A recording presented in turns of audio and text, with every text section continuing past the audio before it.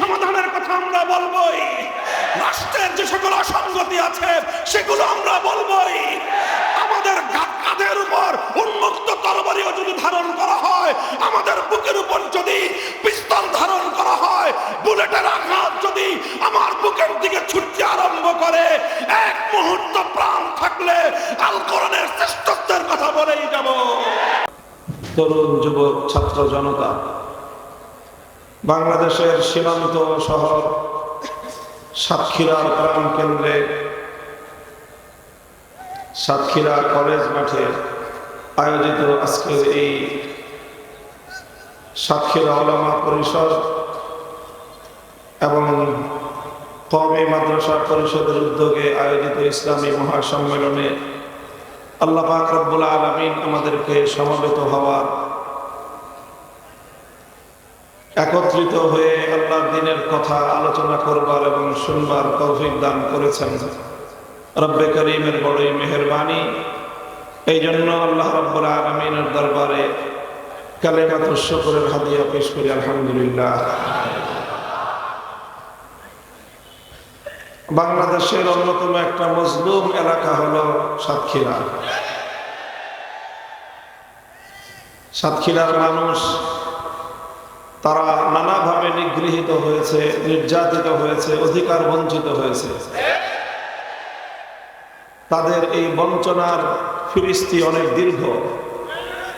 সবচেয়ে বড় বঞ্চনা ছিল যে অন্তত অন্যান্য এলাকার মানুষেরা যতটুকু স্বাধীনভাবে কোরআন হাদিসের কথা আলোচনা করতে এবং শুনতে পেরেছে, সাতক্ষীরার মানুষকে সেই অধিকারটুকু থেকেও চরমভাবে বঞ্চিত করা হয়েছে। সাতক্ষীরায় আলাদা লিস্ট তালিকা ছিল যে সাতক্ষীরা জেলায় কোন কোন আলেম ঢুকতে পারবে আর কারা কারা পারবে না। দুর্ভাগ্য বলেন অথবা সৌভাগ্য বলেন, সেই হিট লিস্টে আমার নামও ছিল, যার কারণে দীর্ঘ প্রায় এক যুগ ধরে সাতক্ষীরা এলাকায় আমরা প্রবেশ করতে পারি নাই, আসলেও কথা বলতে পারি নাই। মহান আল্লাহ পাক রব্বুল আলামিনের দরবারে আমরা সাজদাতুশ শুকর আদায় করি, যিনি তার কুদরতের মাধ্যমে সেই দুর্দণ্ড প্রতাপশালী ফ্যাসিবাদকে আল্লাহ উৎখাত করে দিয়েছেন।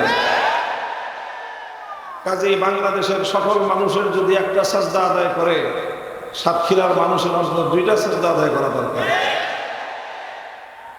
এবং আগামী দিনে তাদের আল্লাহর কোরআনের পথে দ্বীনের জন্য অতীতের চেয়ে আরো বেশি বলিষ্ঠ ভূমিকা পালন করা তাদের দায়িত্ব এবং কর্তব্য হয়ে দাঁড়িয়েছে।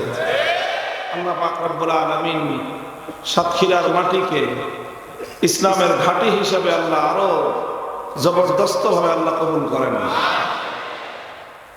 মুহতারাম হাজিরিন, আমি পবিত্র কোরআনে পাকের সূরা মাইদার 6 নম্বর আয়াতটি আপনাদের সম্মুখে তেলাওয়াত করেছি।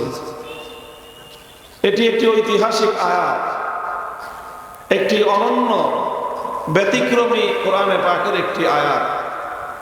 এরকম আয়াত কোরআনে পাকের মধ্যে দ্বিতীয়টি নেই। শুধু কোরআন তো দূরের কথা, আল্লাহ পাক রব্বুল আলামিন যতগুলো আসমানি কিতাব নাজিল করেছেন, কোন আসমানি কিতাবের মধ্যেই এই আয়াতের মতো কোন আয়াত দ্বিতীয়টি আল্লাহ অবতীর্ণ করেননি। বুখারী শরীফের হাদিসের মধ্যে বর্ণিত হয় যে হযরতে খলিফাতুল মুসলিমিন ওমর ফারুক রাদিয়াল্লাহু তাআলা আনহুর খেলাফতের যুগে ইহুদিদের একটি দল ওনার সঙ্গে আলোচনা করলো এবং সেই আলোচনায় তারা কথা বলল যে খলিফা ওমর, তোমাদের ধর্মগ্রন্থ কোরআনে পাকের মধ্যে একটি আয়াত রয়েছে, লাউ নাযালাত আলাইনা মা'শারাল ইয়াহুদ, সেই আয়াতটি যদি আমাদের ধর্ম ইহুদিদের কিতাব তাওরাত কিতাবে নাজিল হতো, লাত্তাখাযনা যালিকাল ইয়াওমা ঈদা, তো এই আয়াতটি যেই দিন আমাদের কিতাব তাওরাতে নাজিল হতো সেই দিনটিকে আমরা আমাদের জাতীয় উৎসবের দিবস হিসেবে উদযাপন করতাম। হযরত ওমর জিজ্ঞাসা করলেন, কোন সেই আয়াত?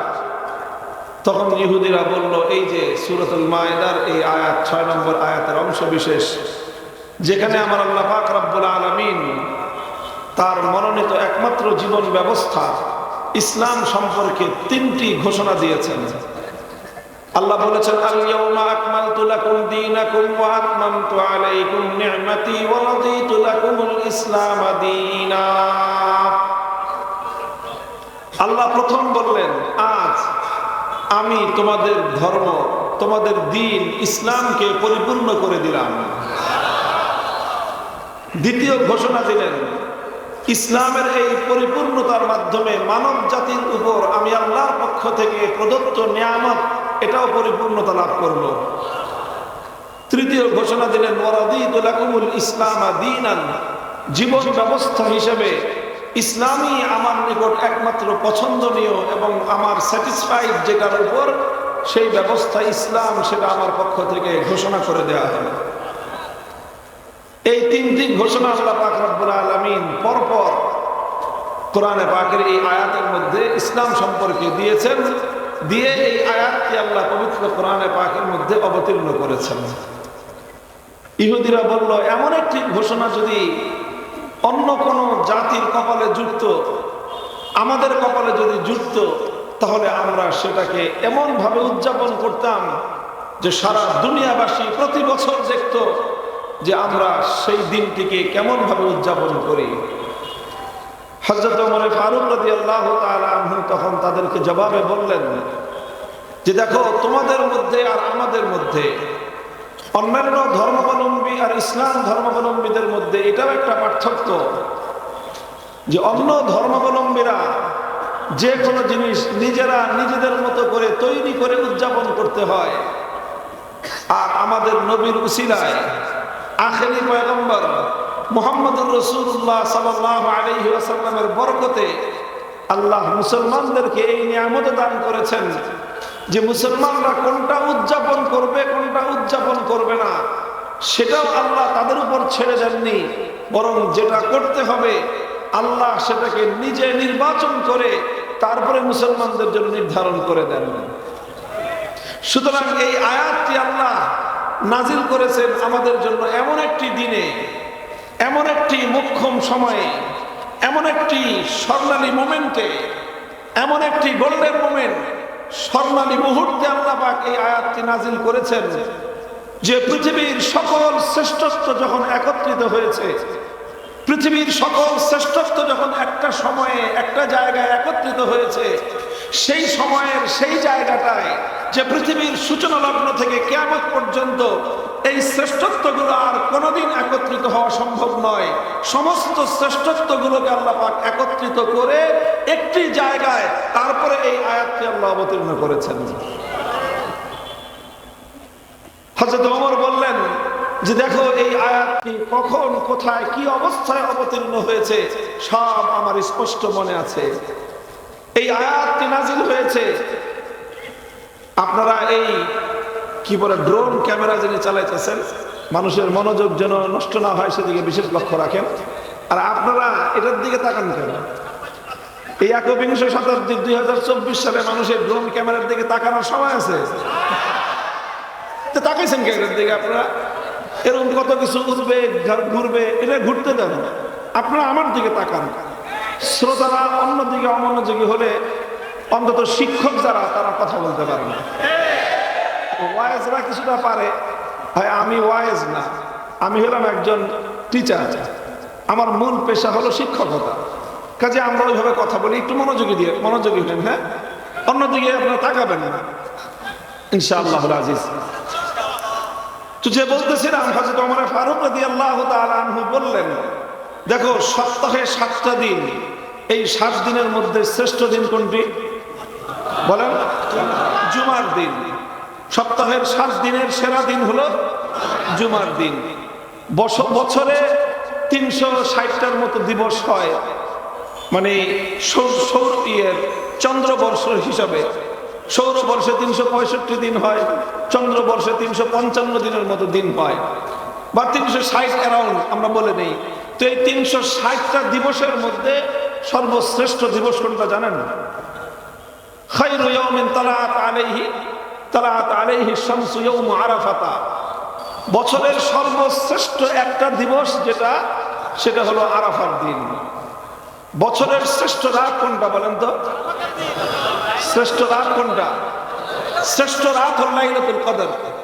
বছরের শ্রেষ্ঠ রাত লাইলাতুল কদর, আর শ্রেষ্ঠ দিবস ইয়াউমে আরাফা, জিলহজ মাসের 9 তারিখ। জিলহজ মাসের 9 তারিখ, এটা হলো এই পৃথিবীতে সারা বছরের মধ্যে শ্রেষ্ঠতম দিবস। সপ্তাহের 7 দিনের সেরা দিন জুমার দিন, বছরের সেরা দিন আরাফার দিন।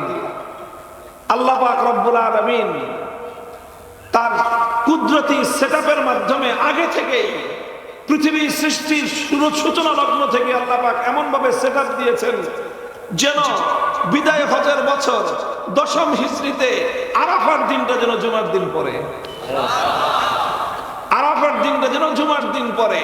আল্লাহ পাক একই সঙ্গে জুমার দিন আনলেন, সেই দিনটাকে আরাফার দিন বানালেন। আরাফার দিনের অর্থাৎ জিলহজ মাসের 9 তারিখটা জুমার দিন পড়লো। আর সেই দিনটায় আমার নবী মুহাম্মদ আরবি সাল্লাল্লাহু আলাইহি ওয়াসাল্লাম তার জীবনের 23 বছরের মিশনের, 23 বছরের সংগ্রামী জীবনের, 23 বছরের দাওয়াতি জীবনের, গোটা নবুয়তের 23 বছরের জীবন দিয়ে তিনি যা কিছু অর্জন করেছিলেন, যত সাহাবায়ে কেরামকে তিনি তৈরি করেছিলেন, তার পূর্ণতা পূর্ণ সাহাবায়ে কেরামের জামাতকে নিয়ে, পূর্ণ সাহাবীদের দলকে নিয়ে আল্লাহর নবী তার জীবনের পবিত্রতম সফর, জীবনে আল্লাহর নবী দিন কায়েম হওয়ার পর, মক্কায় ইসলাম কায়েম হওয়ার পর একটি মাত্র হজ আল্লাহর নবী করেছেন, যেটিকে ঐতিহাসিকভাবে ইতিহাসের পাতায় হজ্জাতুল ওয়াদা, বিদায়ী হজ বলা হয়। এর আগেও আল্লাহর নবী হজ করেন নাই, এর পরেও আল্লাহর নবী হজ করেননি। নবীর জীবনে একটি মাত্র হজ ইসলাম কায়েম হওয়ার পরে মক্কায় বাস্তবায়িত হয়েছে, সেটি হলো বিদায়ী হজ। সেই বিদায়ী হজে নবীর সঙ্গে সমস্ত সাহাবায়ে কেরাম হজের যতগুলো আমল আছে সবগুলো আমলের মধ্যে সবচেয়ে গুরুত্বপূর্ণ আমল হলো উকুফে আরাফা। আরাফার ময়দানে উকুফ করা। আরাফার ময়দানের যতগুলো জায়গা আছে তার মধ্যে সবচেয়ে দামি জায়গা হলো জাবালে রহমত। সেই জাবালে রহমতে আমার নবী সমস্ত সাহাবায়ে কেরামকে নিয়ে দণ্ডায়মান, আল্লাহর সঙ্গে তিনি কথোপকথন করছেন। এমন একটা সময় পৃথিবীতে আর কোনোদিন আসে নাই, আর কোনোদিনও আসবে না। সেই গোল্ডেন সময়টায়, সেই সোনালী স্থানে আল্লাহ পাক রব্বুল আলামিন তার পয়গম্বরের উপর জিবরিল আমিনকে পাঠিয়ে কোরআনে পাকের এই আয়াতটি অবতীর্ণ করলেন। সময়টা সর্বশ্রেষ্ঠ, স্থানটা সর্বশ্রেষ্ঠ, উপলক্ষটা সর্বশ্রেষ্ঠ। সমস্ত শ্রেষ্ঠত্ব একত্রিত হওয়ার পর এমন একটা ঘোষণা আসলো, সেই ঘোষণাটাও হলো সর্বশ্রেষ্ঠ। শ্রেষ্ঠত্বের সমাহার একত্রিত হয়েই ইসলামের পূর্ণাঙ্গতার ঘোষণা এলো।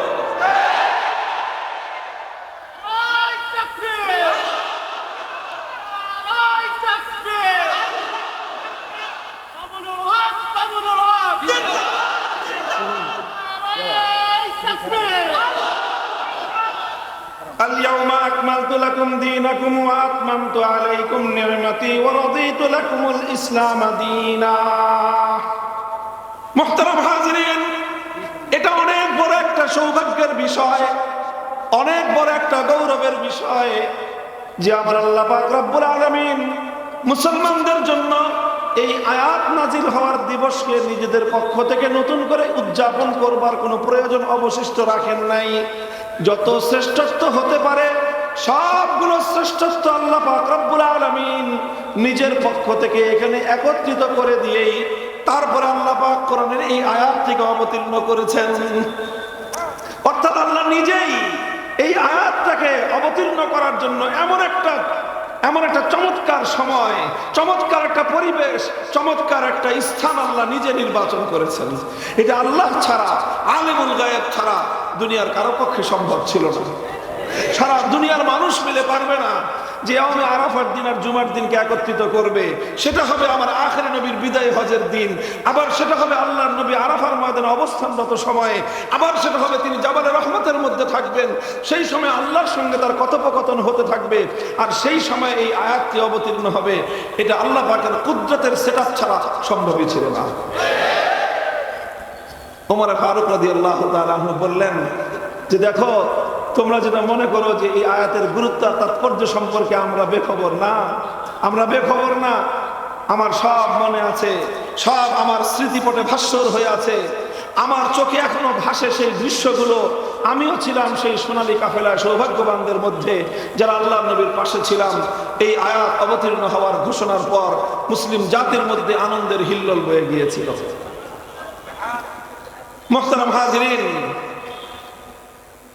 কথা হলো এই যে আজ একবিংশ শতাব্দীর মুসলমানরা এই মুসলমানদের এই গৌরবের অধ্যায়টাকে কতটুকু উপলব্ধি করি আমরা কতটুকু ফিল করি, কতটুকু অনুভব করি যে আমাদের মধ্যে অনন্য এই গৌরবের একটা অধ্যায় রয়েছে, যে একমাত্র আমাদের জীবন ধর্ম ইসলাম। এই ইসলামকেই আল্লাহ পাক রব্বুল আলামিন পরিপূর্ণতার ঘোষণা দিয়েছেন। পৃথিবীতে আর কোন ধর্ম সম্পর্কে আর কোন কিতাবের মধ্যে আল্লাহ পাক রব্বুল আলামিন এই জাতীয় ঘোষণা বা এই জাতীয় আয়াত অবতীর্ণ করেননি। এই বিষয়টা একমাত্র শুধুমাত্র ইসলাম এবং মুসলিম জাতির অনন্য সম্পদ। আলহামদুলিল্লাহ বলে জোরে বলেন, জোরে আলহামদুলিল্লাহ। বুঝে বলছেন? বুঝে? আল্লাহ বুঝে উপলব্ধি করার তৌফিক দান করেন। সুতরাং আমার এই আয়াত থেকে যতটুকু আমি আলোচনা করলাম, এই আয়াতের প্রেক্ষাপট সম্পর্কে, ইহুদিদের রেফারেন্স, উমর রাদিয়াল্লাহু তাআলা আনহুর সে সম্পর্কে তার পর্যালোচনা, বুখারীর হাদিসের উদ্ধৃতি, এই সব কিছু দিয়ে আমি একটা কথাই এখানে সাব্যস্ত করতে চাই। আমি সাব্যস্ত করার কিছু না, আসলে কোরআন সাব্যস্ত করে দিয়েছে। আমি সেটা ব্যক্ত করতে চাই। সেটা হলো ইসলামের একটা অনন্য সৌন্দর্য, ইসলামের অনন্যতা, ইসলামের সর্বশ্রেষ্ঠ সৌন্দর্য হলো ইসলাম পূর্ণাঙ্গ ব্যবস্থা। ইসলামের অনন্যতাটা হলো এই জায়গায় ইসলামের পূর্ণাঙ্গতা। ইসলামের অনন্যতাটা কোথায়? ইসলামের পূর্ণাঙ্গতা। ইসলামের বলেন সবাই। আপনার সাতক্ষীরার মানুষ যথেষ্ট সচেতন, আপনারা শিক্ষিত অনেক এখানে, আজকের অডিয়েন্স আমার, আমি জানি। কাজে এই জন্য একটু ডিপ আলোচনা করার ইচ্ছা করেছি। আপনারা দোয়া করতে থাকেন যেন আমি কথাটা আপনাদেরকে যথাযথভাবে আমি উপস্থাপন করতে পারি। ইসলামের অনন্যতা হলো ইসলামের পূর্ণাঙ্গতা, ইসলামের শ্রেষ্ঠত্ব হলো ইসলামের পরিপূর্ণতা। যে ইসলাম, যেটাকে আমরা সুন্দরভাবে বলি ইসলাম এক মুকম্মল নিজামে হায়াত হ্যায়, Islam is the complete code of life. ইসলাম হলো পূর্ণাঙ্গ জীবন ব্যবস্থার নাম। ইসলাম হলো পূর্ণাঙ্গ জীবন ব্যবস্থার নাম। ইসলাম একমাত্র পূর্ণাঙ্গ জীবন ব্যবস্থার নাম। এই মহাবিশ্বের মধ্যে ইসলাম ছাড়া আর কোন ধর্ম, আর কোন মতবাদ, আর কোন আদর্শ ইসলামের মতো পরিপূর্ণ এবং পূর্ণাঙ্গ নয়।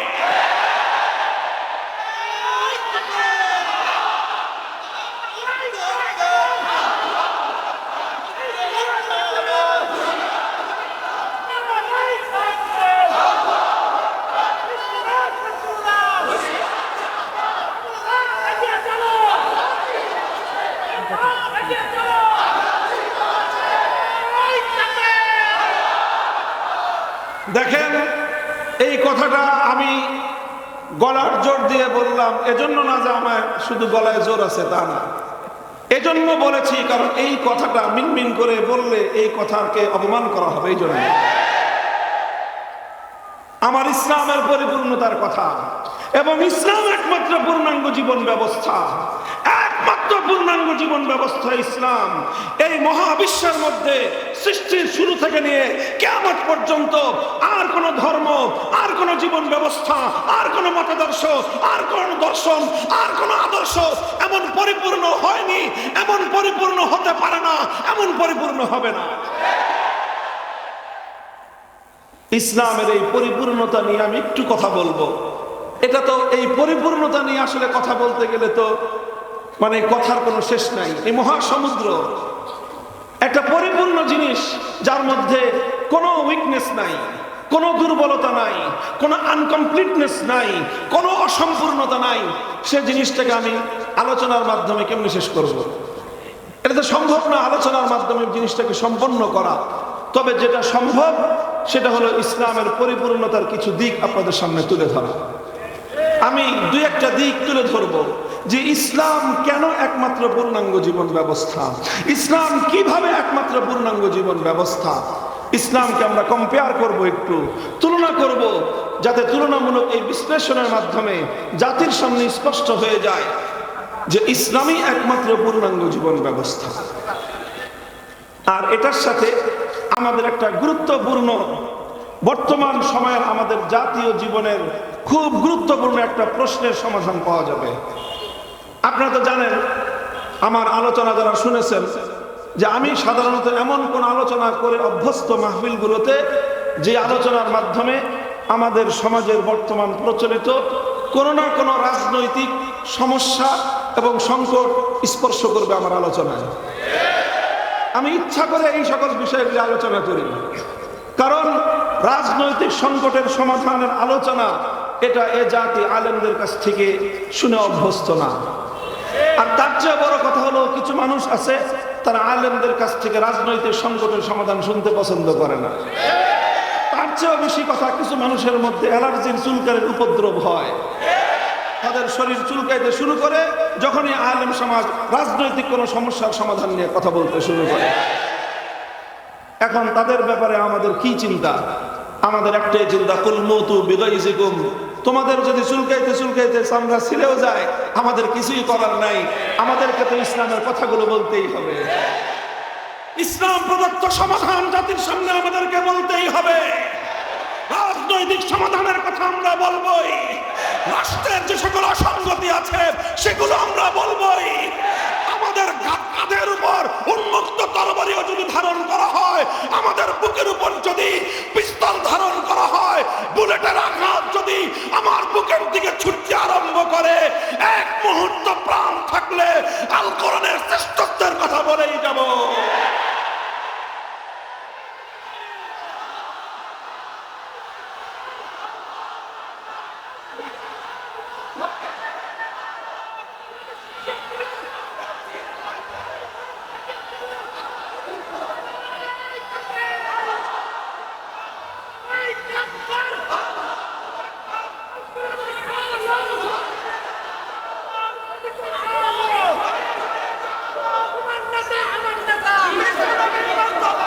মুহতারাম হাজিরিন, আমি বলেছিলাম ইসলামের এই যে পরিপূর্ণতা এবং ইসলাম যে একমাত্র পরিপূর্ণ জীবন ব্যবস্থা, ইসলাম ছাড়া এই পৃথিবীতে আর কোনো ধর্ম পূর্ণাঙ্গ জীবন ব্যবস্থা মানুষের সামনে রিপ্রেজেন্ট করতে পারে না। ইসলাম ছাড়া অন্য কোনো ধর্ম বিশ্ববাসীর সামনে পূর্ণাঙ্গ কোনো জীবন ব্যবস্থা দিতে পারে নাই, দিতে পারে না। এই কথার প্রমাণ হিসেবে আমি শুধু দুটো দৃষ্টান্ত উপস্থাপন করব, দুটো দিক ইসলামের অনন্য সৌন্দর্যের উপস্থাপন করব স্যাম্পল হিসেবে, দৃষ্টান্ত এবং উপমা হিসেবে, যে এই সমস্যাগুলোর সমাধান একমাত্র ইসলামই দিতে পারে, অন্য কোনো ধর্ম দিতে পারে না। মুহতারাম হাজিরিন, কথাটা এই জন্য আসে, আমি কেন কথাটা এই আঙ্গিকে বলছি, কারণ আমরা যারা মুসলমান, আমরা যারা আল কোরআনকে আসলে পরিপূর্ণভাবে ধারণ করতে চাই, আল্লাহর নির্দেশ অনুযায়ী, আল্লাহ যে বলেছেন আফাতুমিনুনা বিবাদিল কিতাবি ওয়া তাকফুরুনা বিবাদ, তোমরা আল্লাহর কিতাবের কিছু অংশ বিশ্বাস করবে আর কিছু অংশ অস্বীকার করবে, তাহলে এর মাধ্যমে তুমি কোশ্চিন কেন ইমানদার হতে পারবে না। কাজে আমরা কোরআনের কিছু অংশ বিশ্বাস করব, কিছু অংশ পরিত্যাগ করব। আমরা এমন ধোঁকাবাজ মুনাফিক মার্কা ইমানদার হতে চাই না। আমরা চাই কোরআনকে ধরেছি তো পূর্ণাঙ্গভাবে ধরবো, আমার মাথার চুল থেকে পায়ের নখ পর্যন্ত গোটা জীবনটাতেই আল কোরআনকে আমরা অনুসরণ করব, ইসলামকে আমরা অনুসরণ করব। আর ইসলামকে যদি আমরা সর্বক্ষেত্রে অনুসরণ করতে চাই, জীবনের সকল ক্ষেত্রে যদি আমি ইসলামকে অনুসরণ করতে চাই, তাহলে আমার ব্যক্তি জীবনে যখন ইসলামের প্রশ্ন আসবে সেখানেও আমাকে ইসলামকে অনুসরণ করতে হবে।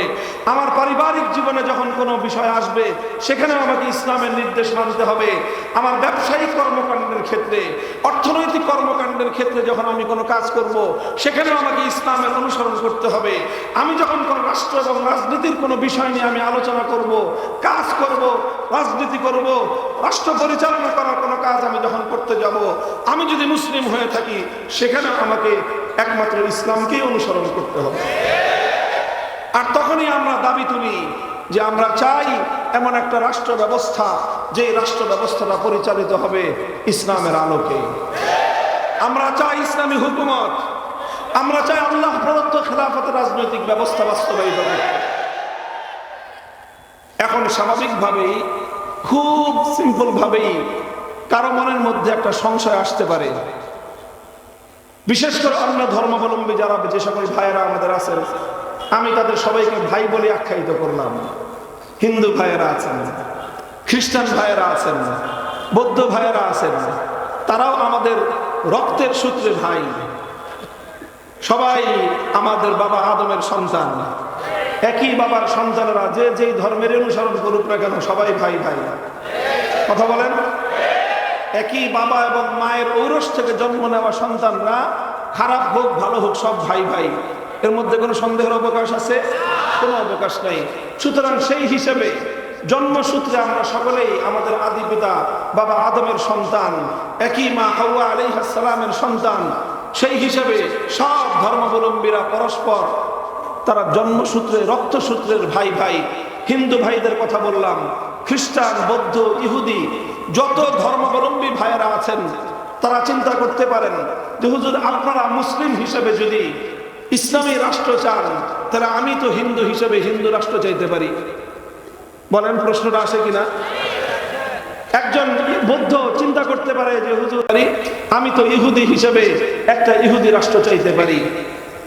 আমি আপনার প্রাথমিকভাবে আপনার এই কথার সাথে সম্পূর্ণ একমত যে হ্যাঁ, আপনার মনের মধ্যে এই কথাটা আসতে পারে।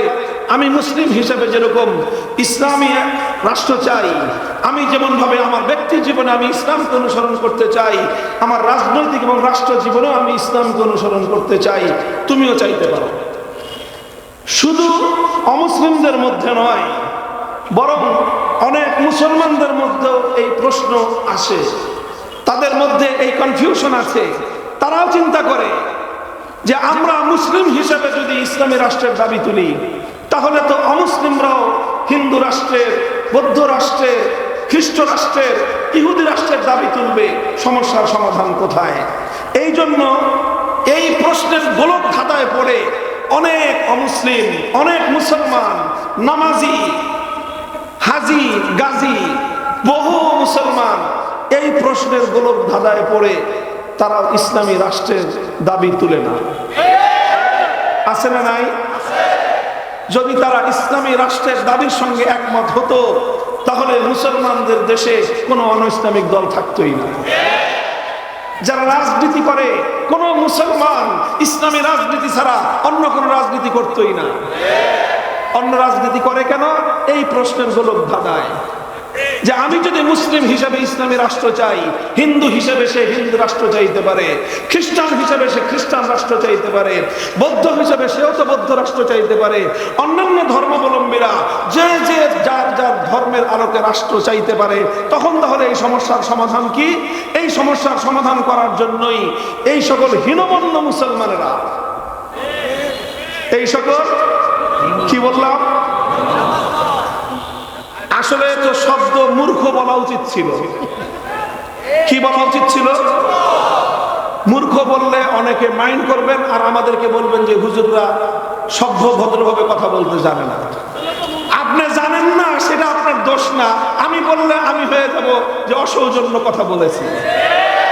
ঠিক আছে, আপনাদের খাতিরে বললাম না মূর্খ, বললাম না অজ্ঞ, তবে এতটুকু তো অবশ্যই বলবো, আপনি অনবহিত। আপনার কাছে এই খবর পৌঁছে নাই, আপনি ইসলাম নিয়ে স্টাডি করেন নাই, ইসলামকে জানার চেষ্টা করেন নাই, ইসলামকে পরিপূর্ণভাবে অনুধাবন করার চেষ্টা করেন নাই, আপনি আল কোরআন পড়াশোনা করেন নাই, আপনি আমার নবীর সুন্নাহ নিয়ে গবেষণা করেন নাই, ন্যূনতম আলেমদের কাছ থেকে জানার চেষ্টাটা পর্যন্ত আপনি করেন নাই।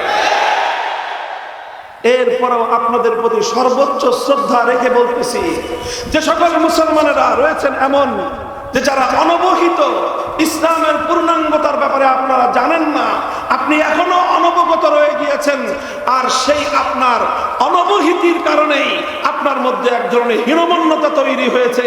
আর সেই হীনমন্যতার পরিণাম হলো এই যে আমরা যেমন বুক ফুলিয়ে আল্লাহর জমিনে ইসলামী রাষ্ট্রের দাবি তুলতে পারি, আপনি ইসলামের রাষ্ট্রের দাবি করতে পারেন না বলেই ইসলাম বাদ দিয়ে আপনি আব্রাহাম লিঙ্কন, কার্ল মার্কস, মাও সেতুং, লেনিনদের আদর্শের রাজনীতি করেন। সেই সকল মুসলিম ভাইদেরকে একটু জানানোর জন্যই আমার আজকের আলোচ্য বিষয়। এটা আমরা আলোচনা করছি যে বুঝেন, বুঝবার চেষ্টা করেন একটু, যে এই যে আমাদের দাবি এবং আপনাদের যে কনফিউশন, এই গোলক ধাঁধার সমাধান আমি দেব শুধুমাত্র দুটো স্যাম্পলের মাধ্যমে, দুটো দৃষ্টান্তের মাধ্যমে। মূল গোলক ধাঁধাটা কি ছিল, আবার ফিরে আসে আমি কথায়।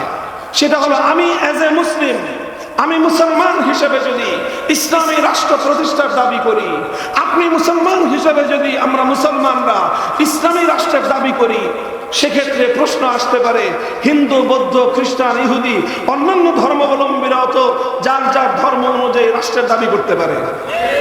তখন একই দেশে আমরা সবাই বসবাস করি, তাহলে সবগুলো ধর্ম যদি যার যার ধর্ম অনুযায়ী রাষ্ট্র প্রতিষ্ঠার দাবি করে, তাহলে সমস্যার সমাধান কোথায়? এই হলো গোলক ধাঁধা। এই গোলক ধাঁধায় অন্য সব ধর্মাবলম্বীরা যেরকম পেঁচিয়ে গেছে, এই অনবহিত হীনমন্য মুসলমানরাও এই গোলক ধাঁধার মধ্যে পড়ে গেছে। আমরা এই সমস্ত মুসলমানদেরকে এই গোলক ধাঁধা থেকে বের করে আনার চেষ্টা করব, আর অমুসলিম ভাইদের এই জিজ্ঞাসার জবাব দেব দুটো দৃষ্টান্তের মাধ্যমে। প্রথম দৃষ্টান্ত হলো এই, আজকের একবিংশ শতাব্দী সারা পৃথিবীতে গ্লোবাল যে সকল কাজকর্ম, বিশ্ব জগৎ জুড়ে যেই কাজগুলো চলছে, যেখানে পৃথিবীর এক প্রান্তের একজন লোক আরেক প্রান্তের আরেকটা লোকের সাথে কানেক্টেড, এই তো গ্লোবালাইজেশন, এই তো বিশ্বায়ন, যে আপনি আছেন এখানে, আরেকজন কানাডার অপর প্রান্তে, 24 ঘন্টার দূরত্ব হলো সময়ের ব্যবধানে, সেখানে আপনার 12 ঘন্টার ব্যবধান ওখান থেকে এখানে। এই জায়গা থেকে আরেকজন মানুষ সেই পৃথিবীর অপর প্রান্তের একজন লোকের সঙ্গে তার প্রতি মুহূর্তে তার কানেকশন, প্রতি মুহূর্তে সে তার সঙ্গে সম্পৃক্ত আছে। বিশ্বায়নের এই যুগে মানুষের অনেক কাজ গ্লোবাল স্টেজে করতে হয়, আন্তর্জাতিক স্তরে মানুষকে অনেক কাজ করতে হয়, যেই কাজগুলোর সঙ্গে সারা পৃথিবীর মানুষ একসঙ্গে কানেক্টেড থাকে, একসঙ্গে জড়িত থাকে। সেই যুগে মানুষের জীবন জীবিকার সবচেয়ে গুরুত্বপূর্ণ যে সেক্টরটা, সেটা হলো অর্থনৈতিক সেক্টর। সেটা কি? অর্থনৈতিক সেক্টর, অর্থনৈতিক খাত। এই অর্থনৈতিক খাত নিয়ে যদি আমি একটা প্রশ্ন করি, যে আজকের একবিংশ শতাব্দীর 2025 সালের সারা পৃথিবীর 700 কোটি মানুষের অর্থনীতি কিভাবে চলবে, আমার এই প্রশ্ন। আবার শুনেন, 2025 সাল, আজকে হলো 24 সালের 7ই ডিসেম্বর, আর মাত্র 23 দিন পরে শুরু হবে 2025 সাল। মনে করেন 2025 সালের সারা দুনিয়ার সর্বশেষ জরিপ অনুযায়ী মানুষ সংখ্যা হলো, পপুলেশন হলো 700 কোটি। এই 700 কোটি দুনিয়ার মানুষের অর্থনৈতিক সমস্যার কিভাবে সমাধান হবে, 700 কোটি মানুষের অর্থনীতি কিভাবে পরিচালিত হবে, এই প্রশ্নটা রাখলাম। এই প্রশ্নটা রেখে এবার হিন্দু ভাইদেরকে জিজ্ঞাসা করি, তুমি বলো তোমার হিন্দু ধর্ম অনুযায়ী এই 700 কোটি মানুষের অর্থনৈতিক জিজ্ঞাসার কি জবাব তোমার ধর্ম তোমার কাছে দিতে পারে। এরপরে বৌদ্ধ ভাইকে জিজ্ঞাসা করব, এবার তুমি বলো তোমার বৌদ্ধ ধর্মের অনুযায়ী, তোমার বৌদ্ধ ধর্মের ধর্মগ্রন্থ ত্রিপাঠক থেকে তুমি রেফারেন্স দিয়ে বলবা যে তোমার ত্রিপাঠকের রেফারেন্সে 700 কোটি মানুষের অর্থনীতির সমস্যার সমাধান এইভাবে হবে। খ্রিস্টানদেরকে জিজ্ঞাসা করব, তোমার আসমানি কিতাব ইনজিল শরীফ এবং তোমার নবী ঈসা আলাইহিস সালামের সূত্রে তুমি আমাদেরকে দুটো বর্ণনা দিবা, যেই বর্ণনার মাধ্যমে 2025 সালের 700 কোটি মানুষের অর্থনৈতিক প্রশ্নের সমাধান পাওয়া যাবে। ইহুদিদেরকেও বলবো, মুসা আলাইহিস সালামের সূত্রে, তাওরাত কিতাবের সূত্রে দুটো রেফারেন্স তুমি আমাকে দিবা, যেই রেফারেন্সের আলোকে 2025 সালের 700 কোটি মানুষের অর্থনীতির প্রশ্নের সমাধান দিতে পারবে তোমরা। এই প্রশ্ন আমি করলাম, বলবেন যে হুজুর এখানে তো হিন্দু, বৌদ্ধ, খ্রিস্টান নাই, তবে আমি এটা জানি যে আমার মাইকের আওয়াজ যতদূর পর্যন্ত পৌঁছতেছে এখানে কোনো না কোনো অন্যান্য ধর্মাবলম্বীরা আছে। আর ব্যাপারটা এমন নয় যে আমি এখানে চুপি সারে কথাটা বলে চলে যাচ্ছি, আমি বলে যাচ্ছি ফাঁকা মাঠে নয়। আমার এই কথা মাইকে বহুদূর পর্যন্ত ছড়াচ্ছে এবং এই মিডিয়ার যুগে রেকর্ড হচ্ছে, এগুলো ইন্টারনেটে ছড়াবে, চলতে থাকবে, সারা দুনিয়া বিচরণ করবে। সারা দুনিয়া মাসিসকে সামনে রেখেই আমি চ্যালেঞ্জ করতে পারি হিন্দু ধর্মাবলম্বী, বৌদ্ধ ধর্মাবলম্বী, খ্রিস্ট ধর্মাবলম্বী, ইহুদি ধর্মাবলম্বী, তাদের ধর্মের রেফারেন্সে 700 কোটি মানুষের অর্থনৈতিক সমস্যার সমাধান দিতে পারবে না। যদি আমাকে জিজ্ঞাসা করেন, আমাকে নয়, যে কোনো একজন মুসলিমকে যদি জিজ্ঞাসা করেন যে তোমার ধর্ম পারবে, আমরা বলবো শুধু পারবে না, বরং শ্রেষ্ঠ সমাধান ইসলাম দিতে পারবে।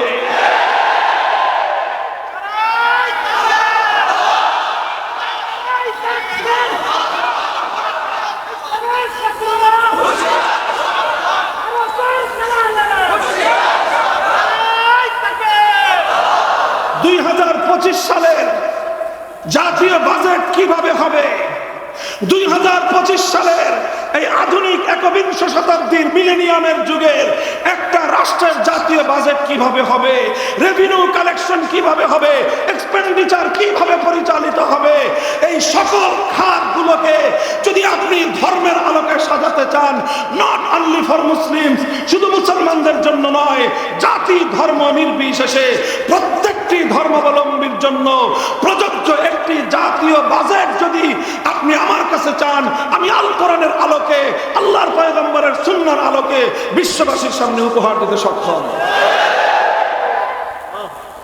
মুহতারাম হাজিরিন, এটা শুধু আমাদের গলার জোরের কথা না, এই জন্য এই কথাগুলো একটু আস্তে বলতেছি। অন্য কথা যতটা জোরে বলি, এই কথাটা একটু আস্তে বলছি না আমি? হ্যাঁ, এই কথাটা আস্তে বলতেছি, এজন্য বলতেছি যে এই কথাটা আমার গলার জোরের কথা নয়, এটা রিয়ালিটি, এটা বাস্তবতা। এত বড় রাষ্ট্র আছে আমাদের পার্শ্ববর্তী রাষ্ট্র ভারত, সেই ভারত বর্তমান শাসন করতেছে একটা হিন্দুত্ববাদী একটা সরকার, চরম হিন্দুত্ববাদী সরকার। সেই হিন্দুত্ববাদী সরকারের প্রধান নরেন্দ্র মোদী, অমিত শাহ এবং তাদের যে বিজেপি যে দল, তাদেরকে আমরা ওপেন চ্যালেঞ্জ করলাম, আনো মোদী কি বলছে সেটা জানতে চাই না, তোমার ধর্মগ্রন্থ কি বলে রেফারেন্স দাও, তোমার গীতার রেফারেন্সে তুমি কথা আনো যে 2025 সালের আমার দেশের লাগবে না, বেটা তোর দেশেরটাই দে। ভারতের জাতীয় বাজেট হিন্দু ধর্মের রেফারেন্সে, তাদের ধর্মীয় গ্রন্থের রেফারেন্স দিয়ে বাজেট কালেকশন কিভাবে হবে, বাজেট খরচ কিভাবে হবে, হিন্দু ধর্মের আলোকে তুমি একটা বাজেট প্রদান করো। পারবা না। কেন পারবা না? কারণ তোমার ধর্ম সে ব্যাপারে নীরব। বৌদ্ধরা, চায়নার মতো রাষ্ট্র তোমার কাছে আছে, সারা পৃথিবীর অর্থনীতি যারা নিয়ন্ত্রণ করতেছে, তোমরা তোমার ধর্মের আলোকে সমস্যার সমাধান দাও, দিতে পারবে না। কেন পারবে না? কারণ তোমার ধর্ম সে ব্যাপারে নীরব। খ্রিস্টানরা সারা পশ্চিমা বিশ্ব তোমরা পরিচালনা করছো, সারা দুনিয়া তোমরা নিয়ন্ত্রণ করছো, তোমাদের মানব রচিত মতবাদের মাধ্যমে তোমরা তোমাদের ধর্মের আলোকে সমস্যার সমাধান দাও, পারবা না। কারণ তোমার ধর্মে সেই সাজেশন নাই। ইহুদিরা কুটো চাল চালতে পারবা, মুসলমানদের বাইতুল মুকাদ্দাস দখল করতে পারবা, সারা পৃথিবীর মানুষের পকেট কেটে অর্থনীতি নিয়ে তোমরা তোমাদের জন্য সেই কালো টাকার পাহাড় করতে পারবা, চুরি করতে পারবা, মুসলমানদের সারা পৃথিবীর জনগণের সম্পদ নিয়ে নিজেদের জন্য স্তূপাকৃত করতে পারবা। ধর্মের আলোকে একবিংশ শতাব্দীর আন্তর্জাতিক বাজেট তো দূরের কথা, একটা রাষ্ট্রের জাতীয় বাজেট তোমরা দিতে পারবা না। এর চরম দৃষ্টান্ত হলো এই, আজকের পৃথিবীর সারা দুনিয়া জুড়ে অর্থনৈতিক লেনদেনের জন্য, অর্থনৈতিক কার্যক্রম পরিচালনার জন্য একটা অনিবার্য অনুষঙ্গ হয়ে দাঁড়িয়েছে ব্যাংকিং সিস্টেম। বলেন বলেন, সারা দুনিয়ার, সারা পৃথিবীর যত অর্থনৈতিক ট্রানজাকশন, এই সব চলছে ব্যাংকিং সেক্টরের মাধ্যমে। এখন তো তারা বলতেছে যে আগামীর দিনে ক্যাশলেস সোসাইটি হবে সারা পৃথিবী জুড়ে। এই ক্যাশলেস সোসাইটি বলেন, যেভাবেই বলেন, সব কিছুর চ্যানেলটা হলো ব্যাংকিং চ্যানেল। এই ব্যাংকিং চ্যানেলের মাধ্যমে সারা দুনিয়ার 700 কোটি মানুষ কিন্তু এই চ্যানেলের সঙ্গে কোনো না কোনো ভাবে জড়িত। বলেন কথা ঠিক না বেঠিক?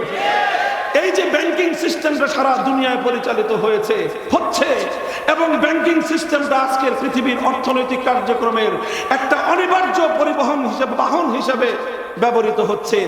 এই ব্যাংকিং সেক্টরটা নিয়ে যদি আপনাদের সামনে দৃষ্টান্ত দেই, শুধু আমার এই বাংলাদেশে সরকার অনুমোদিত ইসলামিক ব্যাংক আছে 9টা।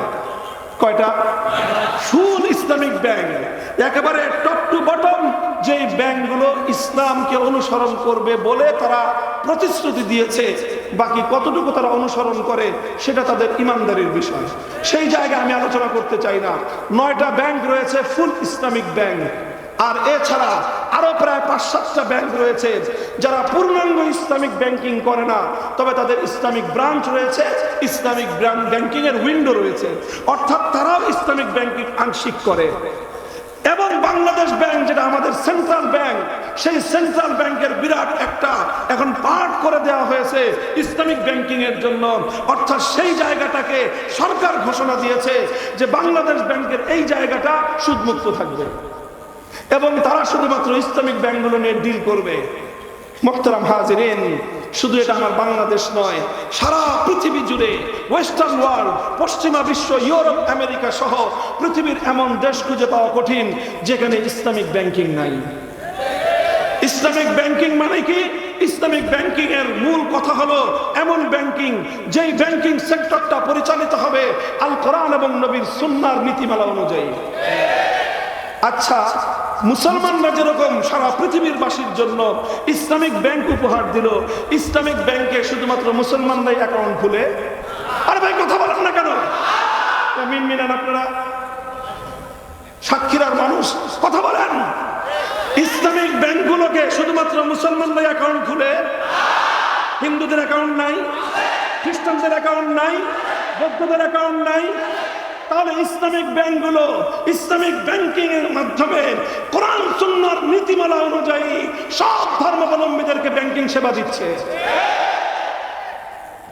এবার আপনি বাটি চালান দেন, প্রয়োজনে তুলা রাশি আনেন, সারা দুনিয়া জুড়ে একটা হিন্দু ব্যাংক খুঁজে দেখালেন, সারা পৃথিবী থেকে একটা ইহুদি ব্যাংক দেখালেন, সারা দুনিয়া একটা বৌদ্ধ অথবা একটা খ্রিস্টান ব্যাংক দেখালেন, পারবেন না।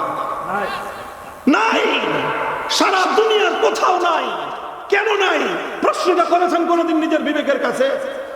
কোন হিন্দু ভাই করেছেন যে আমরা যেরকম মুসলমানরা ইসলামিক ব্যাংক করলো, আমরা হিন্দুরা হিন্দু ব্যাংক করি? কেন কোনদিন একজন হিন্দু ভাই নিজের বিবেককে প্রশ্ন করেছেন? কোন একজন বৌদ্ধ বা খ্রিস্টান নিজের বিবেককে প্রশ্ন করেছেন? আর হীনমন্য, অনবহিত, প্রকৃত মূর্খ মুসলমানরা কোনদিন জিজ্ঞাসা করেছেন যে আমি রাজনীতির কথা শুনলেই, ইসলামী রাজনীতির কথা শুনলেই শরীরের মধ্যে অ্যালার্জির চুলকানি হয়, যখন ব্যাংকিং সেক্টরে ইসলামিক ব্যাংক গোটা বাংলাদেশের অর্থনীতির মেরুদণ্ডকে সোজা রাখে, তখন তোমার ইসলামের নাম শুনলে তো তোমার চুলকানি হয় না? আল্লাহ পাক তোমাদেরকে বুঝদান করুন। হীনমন্য মুসলমান, মাথা সোজা করে দাঁড়াও। তুমি কোন বিকলাঙ্গ ধর্মের অনুসারী নও, তুমি কোন আনকমপ্লিট ধর্মের অনুসারী নও, তুমি একটা কমপ্লিট কোড অফ লাইফ, ইসলামের আদর্শের অনুসারী। তুমি কেন হীনমন্যতার শিকার হবা? মুহতারাম হাজিরিন, আমি এই প্রসঙ্গে কথা দীর্ঘায়িত করতে চাই না। এটা শুধু একটা আপনাদেরকে দৃষ্টান্ত হিসাবে দেখালাম যে ইসলাম তো আজ প্রায় 1960-এর দশক থেকে 40 বছর আর 20 বছর, 60 বছর প্লাস 5 বছর, 65 বছর, আজ প্রায় 7 দশক হতে চলেছে যে সারা দুনিয়া জুড়ে মুসলমানরা ইসলামিক ব্যাংকিং সিস্টেম গড়ে তুলে দুনিয়ার 700 কোটি মানুষের অর্থনৈতিক লেনদেন ইসলামের নীতিমালা অনুযায়ী পরিচালনা করবার ব্যবস্থা শুধু কিতাবপত্রে নয়, প্র্যাকটিক্যালি সারা দুনিয়ার সামনে দিয়েছে। তাহলে অর্থনীতির ক্ষেত্রে ইসলাম মানা যায়, হিন্দু ধর্ম মানা যায় না। অর্থনীতির ক্ষেত্রে ইসলাম মানা যায়, বৌদ্ধ ধর্ম মানা যায় না। অর্থনীতির ক্ষেত্রে খ্রিস্টান ধর্ম, ইহুদি ধর্ম মানা যায় না, মানা যায় কেবলমাত্র ইসলাম ধর্ম। মুহতারাম হাজিরিন, কথাটা এই জায়গায়, তুমি যদি ইসলামিক রাষ্ট্র ব্যবস্থার কথা শুনলে তোমার এতটাই অ্যালার্জির চুলকানি হয়, তোমার যদি এতটাই গাত্রদাহ হয়, তাহলে তুমি কথাটা কেন বুঝো না যে ইসলামই পারে একমাত্র মানব জীবনের সব সমস্যার সমাধান দিতে। ইসলাম পারে মানুষের অর্থনৈতিক সমস্যার সমাধান দিতে। শুধু মুসলমানের নয়, জাতি ধর্ম নির্বিশেষে একটা নাস্তিক, এমনকি মুরতাদ, যে আল্লাহকে স্বীকার করে না, ওই বেটারও অর্থনৈতিক সুরক্ষা একমাত্র ইসলাম প্রদান করতে পারে, আর কেউ পারে না। অন্য কোনো ধর্মে এই কথাগুলো নাই। না থাকার কারণ হলো ওই ধর্মগুলোকে, এটাকে কমপ্লিট কোড অফ লাইফ হিসেবে দুনিয়াতে পাঠানো হয় নাই। দেখেন, এটা একটা কথা গেল। কাজেই আপনি যখনই অর্থনীতির সেক্টরে আসবেন, আচ্ছা বলেন তো, অর্থনীতির সেক্টর বাদ দিলে রাষ্ট্রের থাকেটা কি? আর সারা দুনিয়ার রাজনীতি যারা করে আপনি খোঁজ নিয়ে দেখেন, আমেরিকা থেকে নিয়ে শুরু করে বাংলাদেশ পর্যন্ত রাজনীতি নিয়ন্ত্রণ করে কারা জানেন? অর্থনীতিবিদরা। বর্তমান বাংলাদেশের প্রধান উপদেষ্টা কে জানেন? ডক্টর ইউনূস। কি জিনিস জানেন? তিনি একজন অর্থনীতিবিদ, জাস্ট, আর কিছুই না। তার মূল পরিচয় তিনি একজন অর্থনীতিবিদ। অর্থনীতিবিদরাই সারা দুনিয়াকে পরিচালনা করে। প্রত্যেকটা দেশের রাজনৈতিক দলগুলোর মধ্যে প্রধান নীতি নির্ধারকরা তাদের ব্যাকগ্রাউন্ড খুঁজে দেখেন অর্থনীতি। অর্থনৈতিকভাবে তারা অর্থনীতি সাবজেক্টের সঙ্গে তারা গভীরভাবে জড়িত, এবং এই সাবজেক্ট নিয়ে যারা নাড়াচাড়া করে, এর সঙ্গে রাষ্ট্রনীতি এবং রাষ্ট্র ব্যবস্থার এতটাই গভীর সম্পর্ক যে আজকে বলা হয় অর্থনীতি যদি ডাউন হয়, রাষ্ট্র ব্যবস্থা ফল করে। অর্থনীতি ডাউন করলে, অর্থনীতি যদি ব্যর্থ হয়, রাষ্ট্র ফল করে। তাহলে সেখানে অর্থনীতির এতটাই গুরুত্ব, সেই জায়গাটায় ইসলাম সারা দুনিয়ার সামনে একটা চমৎকার অর্থনৈতিক ব্যবস্থা দিতে পেরেছে। অন্য কোন ধর্মের চমৎকার আর অচমৎকার তো পরের কথা, তোমার তো কোনো সিস্টেমই নাই। তুমি একটা সিস্টেম দিতা, তারপরে আমি কম্পেয়ার করতাম যে তোমারটা কত মার্ক পায়, আমারটা কত মার্ক পায়। তোমাদের কারো কাছে তো কোনো সিস্টেমই নাই, তুলনা করবো কিসের সাথে? কথা বলেন ঠিক না বেঠিক? আমি ভাই অন্য কোন ধর্মকে নেগলেক্ট করছি না, তবে আমি রিয়েলিটি বলছি। বাস্তবতা হলো এই, অন্য যার যেটা সত্যতা, সেই সত্যতাটা তো আমাকে বলতেই হবে। হিন্দু ধর্মের মধ্যে আধুনিক যুগের অর্থনীতি নিয়ে আলোচনা নাই। বৌদ্ধ, খ্রিস্টান, ইহুদি ধর্ম, কোন ধর্মের মধ্যে একবিংশ শতাব্দীর ব্যাংকিং সেক্টরের সমস্যার সমাধান দেওয়ার মতো কোনো ম্যাটার নাই। আল্লাহ পাক বুঝবার তৌফিক দান করেন। দ্বিতীয় বিষয় আসেন, আরেকটা বলেছিলাম, এটা একটা স্যাম্পল দিলাম অর্থনীতির বিষয় নিয়ে, তার মধ্যে বিশেষভাবে দিলাম ব্যাংকিং সেক্টরের সমাধান দৃষ্টান্ত। এরপরে আসেন রাজনীতি। রাজনৈতিক বিষয়টাই তো মূল আলোচনার কেন্দ্রবিন্দু। সেই রাজনীতির ক্ষেত্রে আমি বলবো যে সারা দুনিয়াতে, সারা দুনিয়া জুড়ে নেতৃত্ব নির্বাচন। কি নির্বাচন? নেতৃত্ব নির্বাচন। এটা হলো রাজনীতির মুখ্য পয়েন্ট। আরে কথা বলেন, এত রাজনীতি, এত মারামারি, এত কাটাকাটি কি জন্য? নেতৃত্ব নিয়েই তো। এই নেতৃত্ব কিভাবে নির্বাচিত হবে? এই যে 90 সাল থেকে যে শুরু হয়েছে বাংলাদেশে কারাকারি আর মারামারি, শেষ হয়েছে? একবার শুনলাম তত্ত্বাবধায়ক সরকার, আরেকবার শুনি তত্ত্বাবধায়ক সরকার পাগলের প্রলাপ, আরেকবার শুনি এইটা সেটা। এই করতে করতে 2008 সাল থেকে একজন ক্ষমতা এসে তত্ত্বাবধায়ক সরকার বাতিল করে দিয়ে ক্ষমতাটাকে বাধ্যতার তালুক হিসেবে এমন ভাবে পাকাপোক্ত করলো যে সুপারগুলো দিয়ে নিজের নিতম্বের সঙ্গে আটকে রাখার চেষ্টা করলো। এমন ভাবে আটকেছে যে লাথি মারা ছাড়া তার নিতম্বের নিচ থেকে আর এই ক্ষমতার চেয়ার ছুটে না। জনগণ তাই করলো, লাথি মেরেই শেষ পর্যন্ত নিতম্বের নিচ থেকে ক্ষমতার মস্তককে ছুটাইল। এ কেন করতে হয় সমস্ত কাজ? কারণ নেতৃত্ব নির্বাচন ব্যবস্থা। এটাই তো বলেন। আচ্ছা, নেতৃত্ব নির্বাচনের এই যে প্রসঙ্গ, এটাই হলো সারা পৃথিবীর সমস্ত রাজনৈতিক দলগুলোর মূল ফোকাস পয়েন্ট, যে কিভাবে নেতৃত্ব নির্বাচিত হবে, কিভাবে প্রধানমন্ত্রী নির্বাচিত হবে, কিভাবে রাষ্ট্রপ্রধান নির্বাচিত হবে। এই বিষয়টাই রাজনীতির মুখ্য পয়েন্ট। এই পয়েন্ট নিয়ে যদি আমি প্রশ্ন করি যে নেতৃত্ব নির্বাচন করবার কি ফর্মুলা তোমার কাছে আছে? আমার প্রশ্নটা আগে বুঝেন।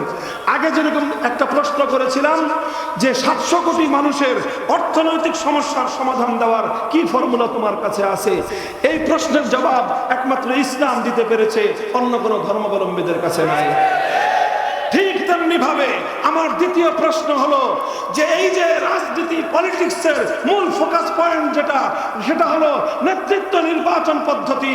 আমি এবার প্রশ্ন করলাম সারা দুনিয়ার সমস্ত ধর্মাবলম্বীদের কাছে, নেতৃত্ব নির্বাচন করবার কি ফর্মুলা তোমার কাছে আছে বলো?